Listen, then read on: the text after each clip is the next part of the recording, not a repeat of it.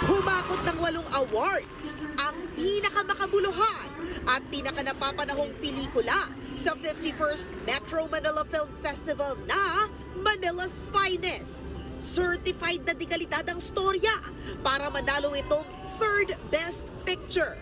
At sa ikatlong sunod na taon, pelikulang gawang M-Quest Ventures ang nakakuha ng prestihiyosong Gat.1 J. Villegas Cultural Award. Proud ako sa lahat, no?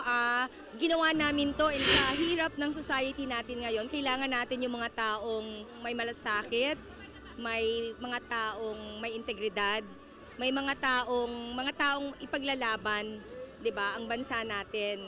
Sa mga dekalibreng pelikula ng M-Quest sa MMFF, kasama sina Piolo Pascual na nominadong Best Actor at Cedric Juan na nominadong Best Supporting Actor. Wasn't expecting it. Actually, before that, I think nabanggit ko yung there's no small actors, there's no small role, only small actors. And then I got that nomination. I'm so thankful. Si Ashton Olviga naman, first time sa MMFF. Abay, nominado agad sa Best Supporting Actress category. Alam niyo po, being part of MMFF, sobrang laking bagay na yun and maging nominee. Wow, thank you po. Bukod dyan, Best Cinematography rin ang Manila's Finest. First time ko sa Metro Film Fest, so exciting to. Nakaka-inspire, syempre.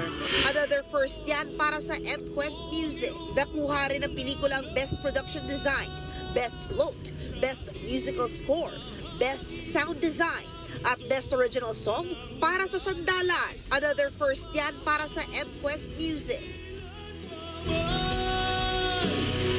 Day 5 na ng Manila's Finest sa mga sinihan. Kaya panoorin na dahil siguradong sulit at dekalidad. Nagbabalita mula sa Frontline.